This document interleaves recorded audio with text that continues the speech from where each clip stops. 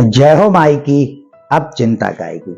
समस्त नर्मदा भक्तों को मेरा नर्मदे हर जीवन भर स्वागत है आपका मारेवामृत रस में, जिसमें माँ की कथा और मानव की व्यथा चलती रहेगी सदा।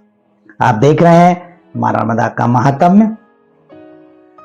मैंने अपने पिछले वीडियो में आपको माँ नर्मदा के 15 नामों का उच्चारण बताया था कि कौन से 15 नाम का उच्चारण करना चाहिए जो रुद्रवीर बन जाते हैं। मैंने आपको अपने पिछले वीडियो में बताया था।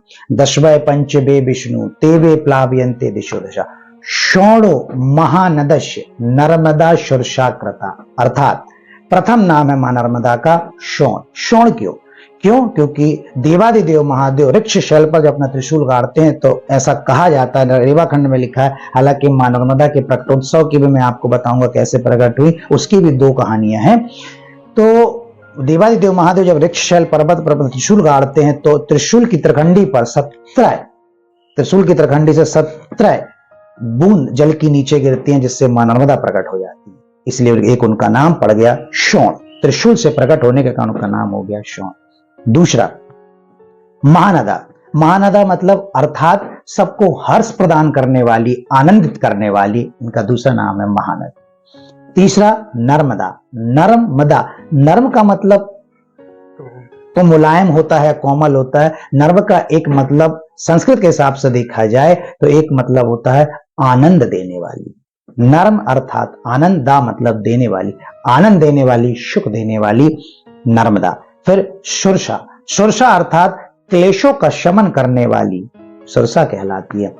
फिर मंदाकिनी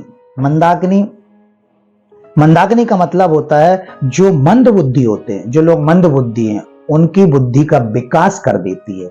मां नर्मदा के जल का आचमन करने से, मैंने अपने वीडियो में बताया भी, मां नर्मदा के जल का आचमन करते हैं तो उनकी बुद्धि का विकास हो जाता, तो उनका नाम पड़ गया मंदाकिनी।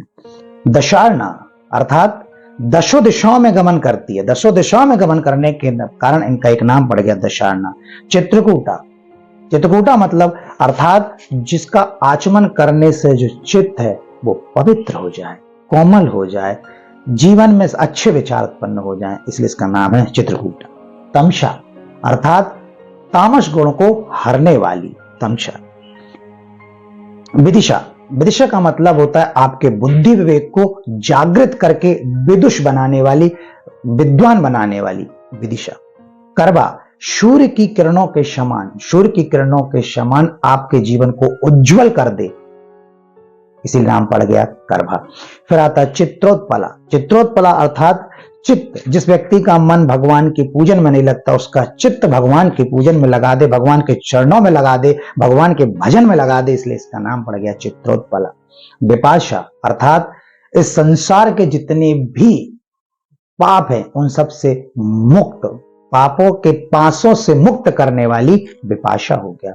बालू वाहिनी, मां नर्मदा जब कल करती हुई बहती है तो अपने साथ रेत को लेके चलती है, बालू, इसी उसका नाम पड़ गया बालू वाहिनी।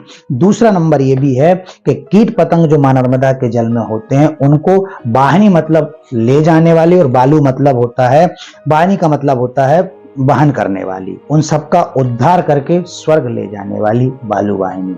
रंजना, लोगों को दर्शन मात्र से रंजित कर दे, इसलिए नाम हो गया रंजना। कृता समस्त लोगों को आश्रय प्रदान करने वाली, और संसार में जितने भी व्यक्ति संसार में मोह माया में डूब चुके हैं उनको उससे उभारने की कृपा करने के कारण इनका एक नाम हो गया है कृता। ऐसे मां नर्मदा के 15 नाम हैं जिनका मैंने शाब्दिक अर्थ बताया आपको। आप पिछले वीडियो से मां नर्मदा के इस श्लोक को सुनिए और अपने जीवन में नित्य प्रति इसका पठन पाठन करिएगा। आपका जीवन बड़ा ही मंगलमय हो जाएगा। आपका ये 9 वर्ष बहुत ही मंगल और सुखमय होगा। आप देखते रहिए मां रेवामृत रस, मां की महिमा विस्तार से।